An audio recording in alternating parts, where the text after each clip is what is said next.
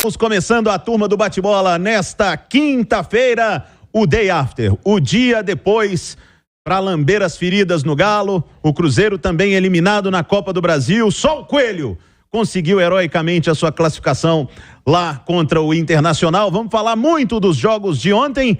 Everton Guimarães, como sempre, está aqui comigo e hoje chegou aqui bravo. Nossa, mas xingando. Não vou perguntar se está tudo bem, só vou te desejar boa noite, Everton. Noite. Nem boa? Não, tem motivo nenhum para isso. Olha só, turma, Cláudio Rezende está aqui com as informações do Galo para falar para toda a atleticana, todos os torcedores atleticanos, as atleticanas, como é que está sendo o dia depois de uma desclassificação vexatória do Galo, não porque foi pro Corinthians, mas por tudo que envolveu o jogo. Claudão, você vai trazer uma explicação para todos os atleticanos, meu amigo Carlinhos, lá de Inhaúma. Carlinhos, tá ligado? Já me mandou mensagem aqui. Léo, explica pra gente o que o Cudê arrumou. Eu não, Carlinhos. E tem que explicar ele. Boa noite, Rezende. Boa noite a você, Léo, ao Everton, a todos que nos acompanham aqui na turma do bate-bola. O Cudê não conseguiu explicar depois do jogo, a gente tentou algumas vezes, né? Disse, rodeou, falou que era questão física, mas arriscou muito, né? Arriscou bastante na escalação do jogo e chamou a responsabilidade. Foi o que eu falei ontem após a partida, né? No pós-jogo. O treinador, quando faz 5 mudanças no mata-mata em relação ao time base que ele vinha trazendo, como equipe dele, né, nos jogos mais importantes, recentes, ele chama a responsabilidade. Quando dá errado, como deu, a principal responsabilidade é do treinador. Lógico que não foi só ele, o time que entrou em campo, eu falava ontem, se a gente pegar o time do Galo que entrou em campo ontem, poderia ter até vencido o Corinthians em São Paulo, né, mas mudou bastante. Aí eu peguei alguns detalhes aqui, Léo, de jogadores que ontem, por exemplo, foram novidades. O Otávio é o que me chama mais atenção. O Otávio não jogava há um mês. O último jogo do Otávio foi contra o Alianza Lima, aquele no Independência. Ali ele teve uma lesão. Voltou a ser relacionado contra o Palmeiras no fim de semana, mas não foi utilizado. E ontem apareceu titular para um jogo decisivo.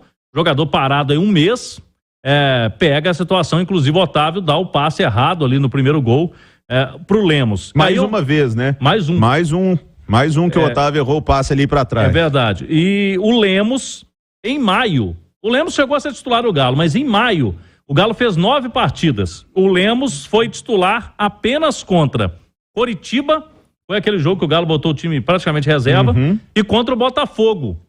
E foi um jogo ruim, igual o de ontem, o Botafogo lá no Rio de Janeiro. Então o Lemos não vinha jogando. E o Hulk, que chama mais atenção. O Hulk, dos 32 jogos do Atlético na temporada, ele participou de 29. E dos últimos aí, eu fui olhando, o Hulk foi preservado quando?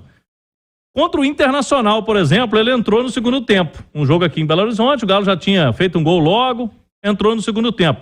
Contra o Coritiba, que foi time praticamente reserva, o Hulk jogou. E ontem, no jogo de mata-mata, põe o Hulk no banco de reservas. Então, são algumas situações até pra gente comentar. Para um jogo do tamanho que era ontem, Léo, se o treinador não pensou que estava ganho, eu não tenho outra explicação pelo que ele fez a escalação dele de ontem. O critério não existe, né? Sejamos justos, o critério não existe. Porque desses 29 jogos que você falou do Hulk, 11 foram no Campeonato Mineiro. Aí, hoje me deu o trabalho de pegar jogadores na faixa de idade do Hulk, que atuam na Europa, porque muitas vezes fala assim, no Brasil joga muito mais que na Europa e tudo. Não. O Modric lá, que tem 37 anos, fez 52 jogos no Real Madrid e ainda jogou a Copa do Mundo. Então, que deve ser o Hulk no final da temporada com uns 60 jogos. Hoje ele tem 29, deve ter uns 60 jogos por aí. Tomara que mais do que isso do Galo seguindo na Libertadores. Mas, o que o Cudê fez ontem, eu vou passar a palavra pro Everton aqui também, mas o que o Cudê fez ontem foi muito irresponsável. Foi muito irresponsável. O Cudê causou um prejuízo ao Atlético ontem gigantesco.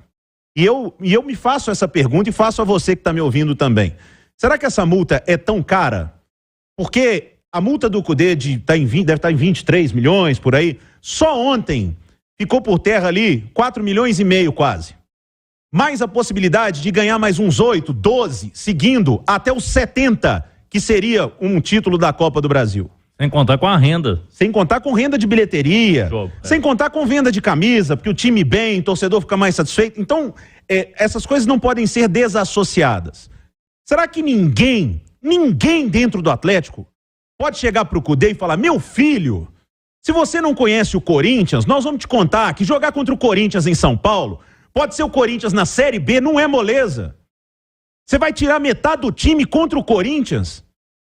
Sendo que o time que você botou lá arrebentou o Corinthians, podia ter goleado. Pra que você vai mexer? Não, mas fisicamente os cambal.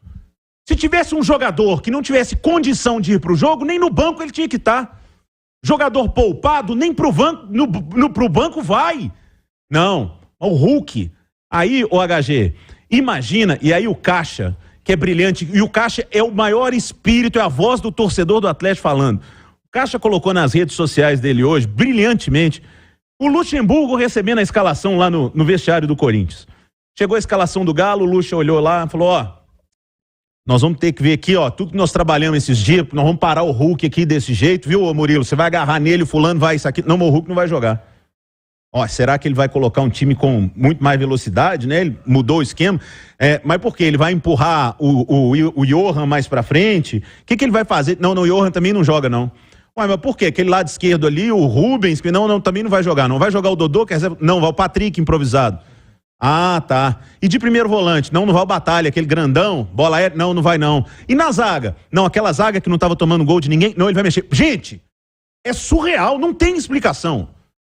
Se ele tivesse tirado um jogador porque tá com problema, porque tá podendo ter uma lesão muscular, 1 ou 2, 5. Tô igual o Jorge Jesus aqui, 5. Não tem desculpa pro que o Cudê fez ontem. E Everton Guimarães, o prejuízo que ele causou ao Atlético é gigantesco. Léo, precisamos separar o que está sendo feito no Campeonato Brasileiro para o que aconteceu ontem. Importante a gente separar. O Cudê, ele comete um processo de autossabotagem que eu acho muito perigoso. Porque o Cudê conseguiu incríveis 2 situações de instabilidade dentro do seu grupo, dentro do seu vestiário, no dia a dia do seu clube. 2 momentos de instabilidade foram causados por ele e por ninguém mais.